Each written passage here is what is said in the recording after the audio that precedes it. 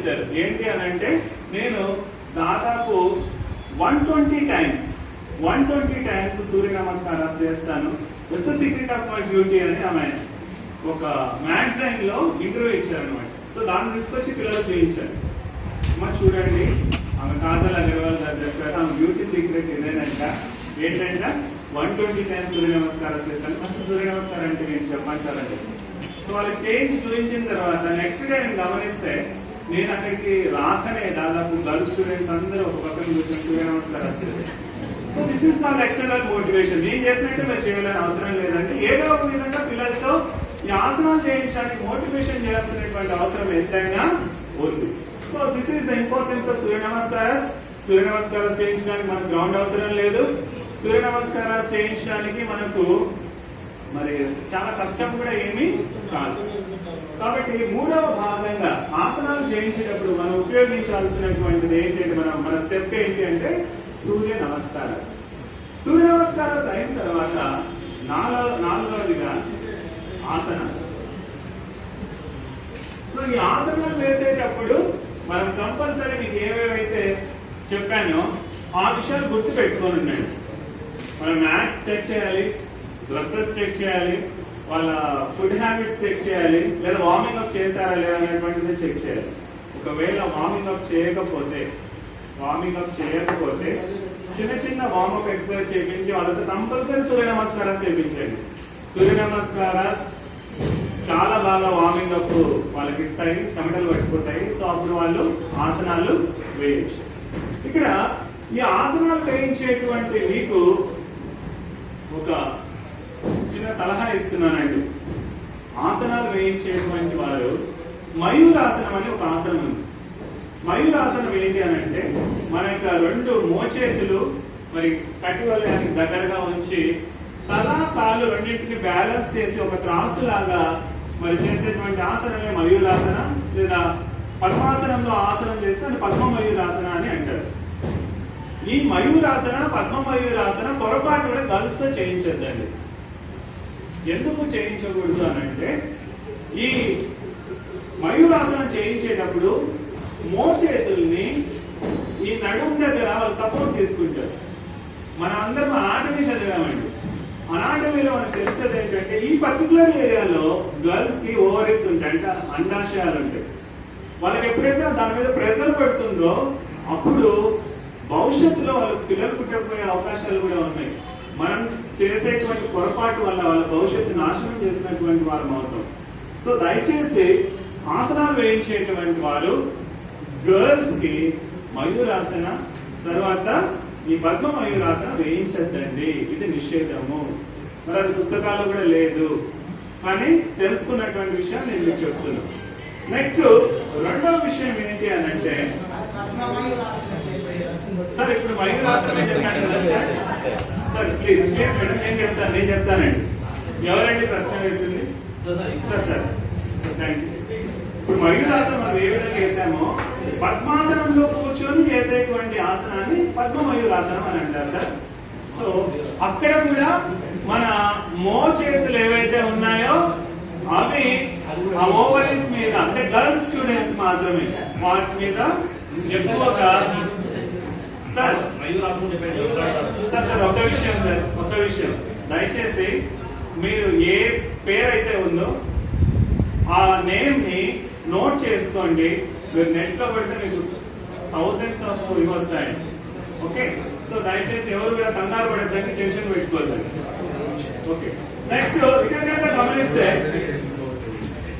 Sir మే continue sir.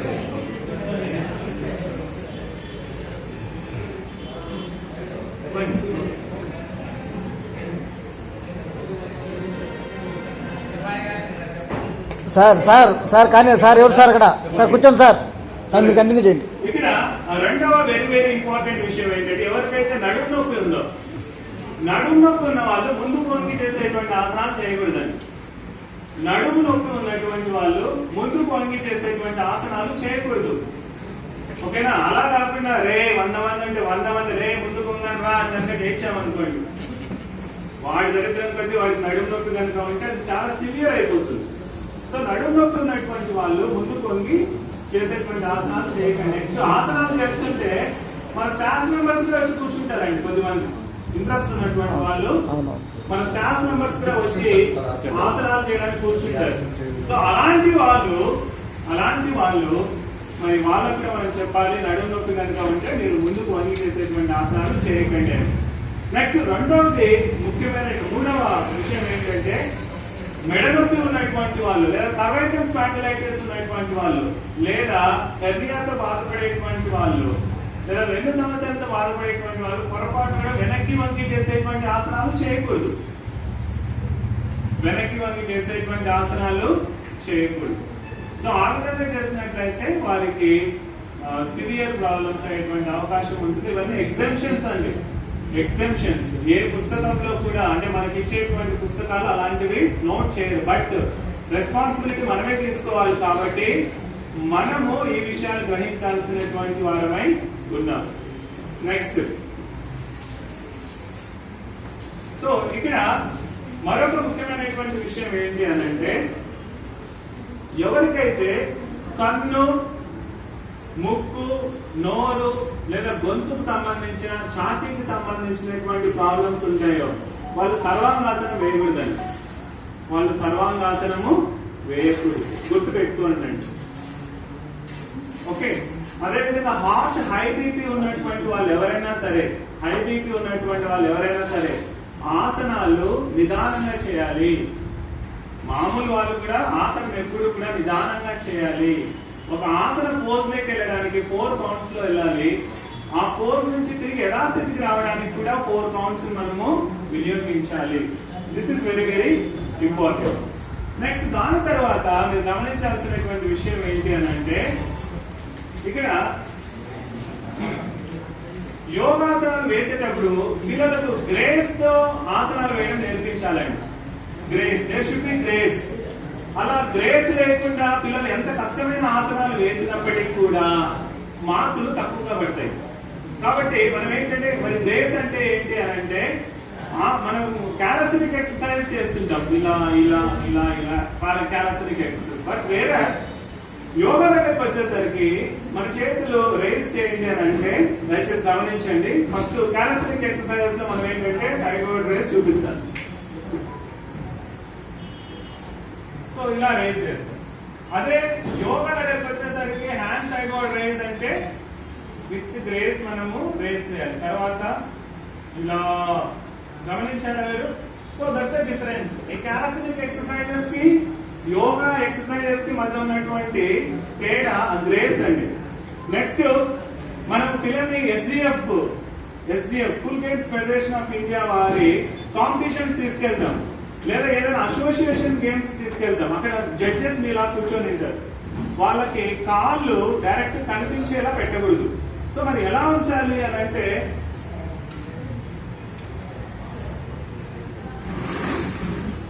సరే గమనించండి. So పాదం ఇలా స్ట్రైట్ గా కాకుండా ఇలా ఉంచాలండి. కనిపిస్తుందా? సో పాదం ఇలా ఉంటుంది కదా, ఇలా కాకుండా ఇలా ఉంచాలి. సో ఆ విధంగా చేస్తే మనము వాళ్ళకి గౌరవం ఇస్తున్నట్టు. తర్వాత it shows the grace. Next, 5వ అంశంగా నేను ప్రాక్టికల్ గా చేయించినటువంటి విషయం ఏంటంటే ఇక్కడ పీపీటీ చూపించడానికి పవర్ పాయింట్ ప్రెజెంటేషన్ లేదు. మా స్కూల్లో ఏవేవైతే చేస్తారో అవన్నీ కూడా పవర్ పాయింట్ ప్రెజెంటేషన్ ఉన్నాయండి. So first school games federation of ఇండియాకి సంబంధించినటువంటి 24 ఆసనాలు. ఈ 24 ఆసనాలు బొమ్మల రూపంలో అక్కడ ప్రజెంట్ చేశారు. నేను వేసినట్టుగా మీరు వేయాలని నేను చెప్పట్లేదండి. దయచేసి ఒక పెయింటర్ తో మనం ఉపయోగించైనా కానీ group A, group B, group C and group D ఆసనాలు, ఒక్కొక్క గ్రూప్ లో 6 ఆసనాలు ఉంటే ఆ ఆసనాలు అన్నింటినీ కూడా గోడల మీద ప్రజెంట్ చేస్తే పిల్లలు ప్రతిరోజు వాటిని చూడడాన్ని బట్టి మరి వాటిని చాలా ఎంకరేజింగ్ పొందుతారు.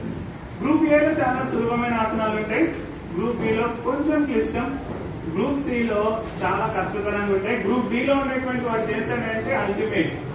సో ఈ విధంగా ఆ యొక్క ఆసనాలు పిల్లలు చేయడానికి మీరు ఎంకరేజ్ చేయండి. సో ఇక్కడ ఆ పిల్లలు వాటిని చేసేటప్పుడు చాలా జాగ్రత్తగా మనం గమనించాల్సినటువంటి అవసరం ఎంతైనా ఉంది. ఇక్కడ మీకు దాచుకోకుండా డైరెక్ట్ గా చెప్తున్నటువంటి వెరీ వెరీ ఇంపార్టెంట్ విషయం ఏంటంటే, ఏ కాంపిటీషన్ మీరు వెళ్ళినా హ్యాండ్ బ్యాలెన్స్ కి సంబంధించిన హ్యాండ్ బ్యాలెన్సెస్ కి సంబంధించిన ఆసనాలు కనుక మీరు నేర్పితే వాటికి చాలా మంచి మార్కులు వస్తాయండి. హ్యాండ్ బ్యాలెన్సెస్ కి సంబంధించిన ఆసనాలు ఏవైనా సరే వాటిని కనుక నేర్పితే పిల్లలకి the best marks school games federation of India వారు నిర్వహించేటువంటి పోటీల్లో కానీ, అసోసియేషన్ వాళ్ళు నిర్వహించే పోటీల్లో కానీ ఏ పిల్లలైతే హ్యాండ్ బ్యాలెన్సెస్ లో మరి చాలా చక్కగా ఉంటారో వాళ్ళు సులభంగా సెలెక్ట్ అవుతారు. మనం స్ప్రెడ్డింగ్స్ చేయించవచ్చు, లేదా వంగి చేయడం లాంటివి చేయించవచ్చు. ఎన్ని చేసినా వాళ్ళు దానికి సాటిస్ఫై అవ్వరు. ప్రాక్టికల్ గా నేను తెలుసుకున్నటువంటి విషయం ఏంటి అంటే, పిల్లలకి హ్యాండ్ బ్యాలెన్సెస్ మీరు ప్రాక్టీస్ చేయిస్తే చాలా మంచి మార్క్స్ వాళ్ళు వేయడం జరుగుతుంది. This is number 5. So number 6 వరకు వచ్చేసరికి this is very very important అండి. మనం ఆసనాలు చేయిస్తున్నాం పిల్లలతో, ఆ ఆసనాల యొక్క ఉపయోగాలు ఏంటో వాళ్ళకి చెప్పాలి. Okay sir, very good sir. Hand balances లోనే మొదట వచ్చేది మీకు చెప్పిన మయూరాసనం, పద్మ మయూరాసనం, వీటితో పాటు కుక్కుటాసనం, వృశ్చికాసనం, ఇవన్నీ కూడా హ్యాండ్ బ్యాలెన్స్ ఆసనాలే సార్. వృశ్చికాసనం అల్టిమేట్ అండి. అంటే చేతుల మీద కాలు ఇలా పైకెత్తి తల మీద పెడతారండి. సో దట్ ఈస్ కాల్డ్ వృశ్చికాసనం. సో ఇలాంటి ఆసనాలు కనుక పిల్లలు చేయగలిగితే వాళ్ళకి మంచి స్కోర్ వస్తుంది. ఓకే, మీరు ఆ నేమ్స్ తెలుసుకొని లేదా hand balance difficult yoga poses అని కొట్టినా కానీ థౌజండ్స్ ఆఫ్ వస్తాయండి. కానీ అన్ని చేయించడానికి ప్రయత్నం చేయించద్దండి. సో మీకు స్కూల్ గేమ్స్ ఫెడరేషన్ ఆఫ్ ఇండియాలో group C and group D లో ఉన్నాయండి. గ్రూప్ సి లో గ్రూప్ డి లో ఈ హ్యాండ్ బ్యాలెన్సెస్ చాలా ఉన్నాయి. దయచేసి వాటిని ప్రాక్టీస్ చేయించడానికి ప్రయత్నం చేయండి. ఎవరైతే గ్రూప్ ఏ చేస్తారో వాళ్ళకి నెక్స్ట్ స్టెప్ బికి పంపించండి. బి చేసే వాళ్ళని సికి పంపించండి. సి చేసే వాళ్ళని డికి పంపించండి. కానీ ఏ అయిపోతానే డికి తీసుకెళ్ళదండి. So this is my humble request. ఒకడు పద్మాసనం చేయగలుగుతున్నా కానీ వెంటనే వాడిని పద్మమయూరాసనంలోకి తీసుకెళ్ళదండి.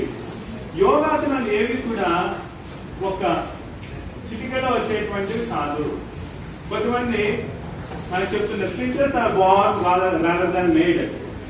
స్ప్రింటర్ ఎవరైనా ఉన్నాడు అనుకో 100 మీటర్స్, మనకి ఎవరు టీచ్ చేయాల్సినటువంటి పని లేదు. దయచేసి క్షమించండి. సో వాడు దాదాపు కొన్ని టెక్నిక్స్ నేర్పిస్తే ఇంకా మంచి టైమింగ్ వస్తుందేమో కానీ ఒక 100 మంది పిల్లల్లో స్ప్రింటర్స్ 2-3 అత్యద్భుతంగా ఉంటారు. వాళ్ళకి ఎవరు పాఠం చెప్పాల్సిన పని లేదు. బట్ యోగా విషయం దగ్గరికి వచ్చేసరికి they are not made, they are not born, they are made. అర్థమవుతుంది కదండి. సో దయచేసి ఈ విషయం గుర్తుపెట్టుకోండి.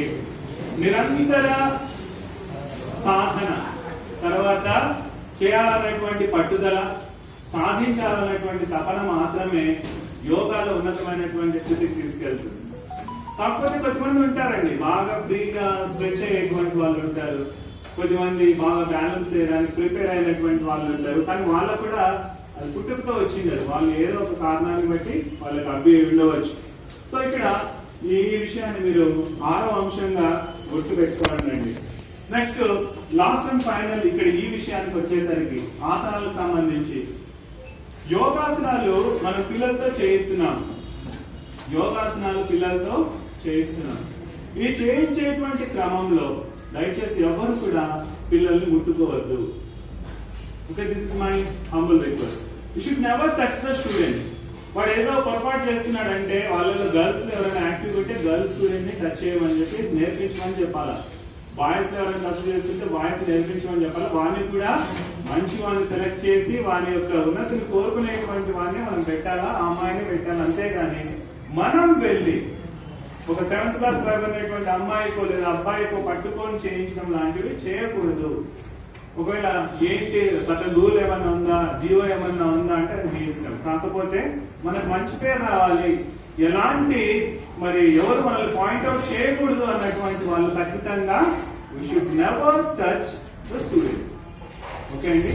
సో ఇక్కడ ఈ విషయాన్ని మనం గుర్తుపెట్టుకోవాలి. ఆ విషయం పిల్లలు గమనించేటట్టు చూడాలి. మనము పిల్లల్ని అందరికీ సమాన దృష్టితో చూస్తున్నామని, తర్వాత పిల్లల్ని ఖర్చు చేయకుండా చాలా చక్కగా నేర్పిస్తున్నామని, తర్వాత మన గురువు గారు మనల్ని చాలా అత్యద్భుతమైనటువంటి మరి ఒక ఉన్నతమైనటువంటి దృష్టితో ఒక గొప్ప ఉద్దేశంతో నేర్పిస్తున్నాడు అన్నటువంటి భావన పిల్లల్లో కలిగేటట్టుగా మనం చేసి చూస్తే ఖచ్చితంగా మనకు మంచి రిజల్ట్స్ వస్తాయి. గత 15 years నుండి నేను యోగా నేర్పిస్తున్నాను. దేవుని దగ్గర ఒక్క ప్రాబ్లం కూడా రాలేదు ఇంతవరకు సోపు అని. ఓకే, దయచేసి దానికి కారణం ఏంటి అంటే ఈ సర్టన్ రూల్స్ అన్నటువంటి మనము పాటించాల్సినటువంటి అవసరం ఎంతైనా ఉంది. This is my humble request. దీని తర్వాత మనము నెక్స్ట్ వెరీ వెరీ ఇంపార్టెంట్ దానిలోకి వెళ్దాం. That is none other than pranayama.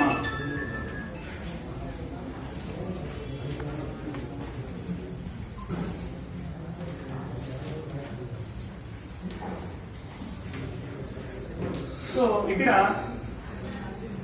Pranayama, ఈ ప్రాణాయామ అన్నటువంటి లెసన్ లోకి మనం వెళ్లే ముందు ఒక చిన్న టెస్ట్ మనకు అందరికి. దయచేసి అన్నదా భావించద్దండి, మిమ్మల్ని ఎవరిని టెస్ట్ చేసినట్టు గొప్పవాన్ని నేను కాదు. But I'm requesting you just participate in this small test. ప్రతి ఒక్కరు కూడా కళ్ళు మూసుకోవాలి. తర్వాత మీరు స్టార్ట్ అని చెప్పిన తర్వాత మీ వేలని మీ ముక్కు దగ్గర ఉంచాలి. ఒక శ్వాస తీసుకొని వదిలితే దట్ ఈస్ నెంబర్ 1. ఓకే, అంటే ఒక నిమిషం సమయంలో ఎంతమంది ఎన్ని శ్వాసలు తీసుకుంటున్నారు అన్నటువంటిది ఇప్పుడు మనం తెలుసుకోబోయేటువంటి ఒక విషయం. సో దీంట్లో ప్రైజెస్ ఉన్నవండి, జస్ట్ మనల్ని మనం టెస్ట్ చేసుకోవడానికి మాత్రమే. ఇక్కడ జస్ట్ సెకండ్ టైం పెట్టుకుంటున్నాను సార్, నో ప్రాబ్లం. అందరూ పార్టిసిపేట్ చేయండి. దయచేసి అందరూ కళ్ళు మూసుకోండి.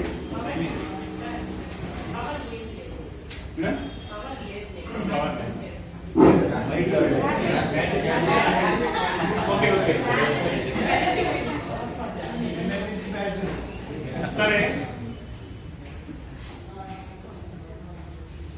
అందరూ కళ్ళు మూసుకోవాలి.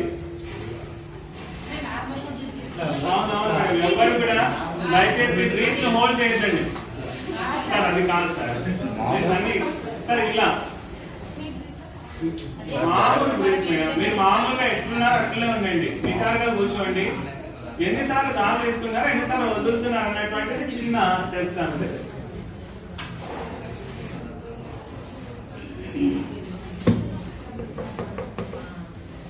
Okay, your time starts now. ఎవరు కూడా బ్రేక్ ని హోల్డ్ చేయొద్దండి.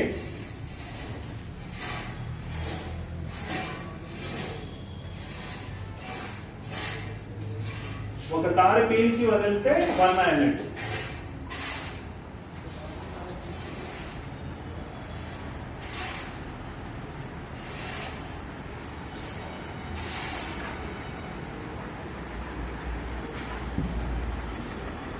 ఎవరు కూడా ఊపిరి బిగబట్టేదాన్ని దయచేసి.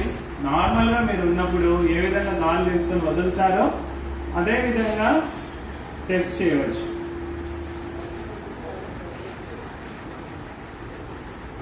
ఒకసారి గాలి తీసుకుని వదిలితే నెంబర్ 1 అయినట్టు.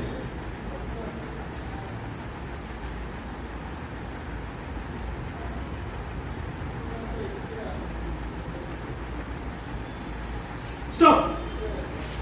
సో ఇప్పుడు మీరు ఒక నిమిషానికి ఎన్నిసార్లు శ్వాస తీసుకుంటున్నారు అన్నటువంటి పరీక్షను మీకు మీరుగా చేస్తున్నారు. సో మీలో ఎవరైనా సరే కేవలం 5 సార్లు మాత్రమే తీసుకున్న వాళ్ళు ఉన్నారా? ఓన్లీ 5 times ఎవరైనా ఉన్నారా? దయచేసి. ఓకే, సో 5 సార్లు తీసుకున్న వాళ్ళు మేము ఉన్నామని హిందూపురం వాళ్ళు అన్నారు. బహుశా అది వాస్తవం కాదు, మనకి మొదలు పెట్టేద్దాం. సో వాళ్ళు ఎలాంటి వాళ్ళు తర్వాత చెప్తాం. తర్వాత నెక్స్ట్ 10 సార్ల కంటే తక్కువ ఉన్నటువంటి వాళ్ళు ఎవరైనా ఉంటే దయచేసి మీ హ్యాండ్ రేజ్ చేయండి. 10 సార్ల కంటే తక్కువ. ఓకే, వెళ్ళండి సార్, వెళ్ళండి మేడం. సో 15 సార్లు, 15 times, 15 times, excellent. Okay, 18 times అండి, 18 times. 18 times లోపల ఉన్నటువంటి వాళ్ళందరూ పెట్టండి. 18 times లోపల ఉన్న వాళ్ళందరూ సార్, 18 times లోపల ఉన్న వాళ్ళు సార్, అంటే 5, 6, 7, 8, 9, 10, 11, 12 అందరూ మేడం. 18 times లోపల ఉన్నటువంటి ఉన్నటువంటి వాళ్ళందరూ అంటే వాళ్ళంతా పైన ఉన్నారని కదా. ఓకే ఓకే దయచేసి సెక్రటరీస్ కంటే పైన ఉన్నారని కదా. ఓకే. సో నేను పాజిటివ్ యాటిట్యూడ్ తోనే చెప్తున్నానండి. ఎవరిని కూడా నేను బ్లేమ్ చేసేటువంటి తత్వం నాది కాదు, అలా చేయకూడదు కూడా. సో ఇక్కడ ఎవరైతే 18 టైమ్స్ కంటే లోపల ఉన్నారో వాళ్ళందరికీ కూడా నా అప్రిషియేషన్స్. సో ఇక్కడ మీరు గమనించాల్సిన విషయం ఏంటంటే 18 అబౌవ్ ఉన్నటువంటి వాళ్ళు ఎవరైతే 30 పైన కనుక శ్వాసలు వెళ్తుంటే మీరేదో ప్రాబ్లం లో ఉన్నట్టు. దయచేసి మిమ్మల్ని మీరు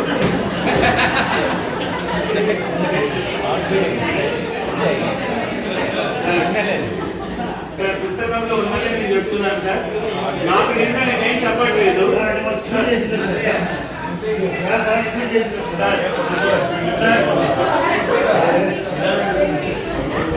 ఓకే మేడం, దాన్ని మీరు నెగిటివ్ గా తీసుకోవద్దండి.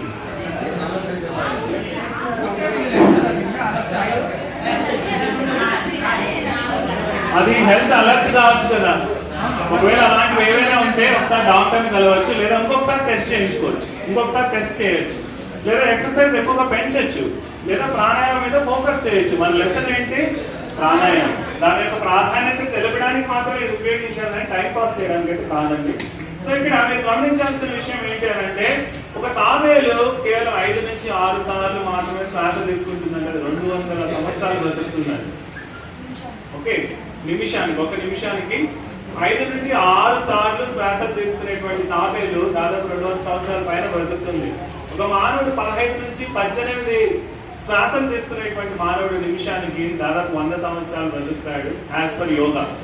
తరువాత ఒక గుర్రం ఏదైతే ఉందో అది 25 మానసిక రోగాలతో బాధపడుతున్నారు. అందుకే వరల్డ్ హెల్త్ ఆర్గనైజేషన్స్ వారు 2017లో వాళ్ళు చెప్పినటువంటి విషయం ఏంటి తెలుసా? వాళ్ళు ఇచ్చిన స్లోగన్ ఏంటో తెలుసా? Let us talk about depression. So depression గురించి మనము మాట్లాడుకుంటున్నాము. నెక్స్ట్ 2018లో వాళ్ళే చెప్పినటువంటి స్లోగన్ ఏంటి అంటే be positive, exercise, regular exercise and physical activity. Regular exercise and physical activity ఈ రెండు కూడా మరి చాలా చాలా important. They avoid stress, heart, high BP, next diabetes and cancer. కాబట్టి ఫిజికల్ ఎక్సర్సైజ్ తర్వాత మనకి ఏంటంటే రెగ్యులర్ గా ఫిజికల్ యాక్టివిటీ ఈ రెండు చేయడాన్ని బట్టి మనకి ఇవన్నీ కూడా తగ్గుతాయని చెప్పారు. అందుకే వాళ్ళు 2015లోనే యోగా దినోత్సవం జూన్ 21 ఇంటర్నేషనల్ యోగా డేగా ప్రకటించారు. దీన్ని బట్టి ప్రపంచం అంతా ఎంతో అనారోగ్య పరిస్థితుల మీద వెళ్తా ఉంది. మనం వాళ్ళలో భాగంగా ఉండకూడదు అని అంటే మనకు దేవుడిచ్చినటువంటి వరమే యోగా అని అనుకోవచ్చు. అంతేకాదు మనం ఫాలో అవడమే కాకుండా పిల్లలకు కూడా ఎప్పుడైతే మనం దీన్ని టీచ్ చేస్తామో ఆటోమేటిక్ గా వాళ్ళ హెల్త్ బాగుంటుంది, వాళ్ళ చదువులో కూడా రాణిస్తారు. So thank you sir, thanks for giving this opportunity.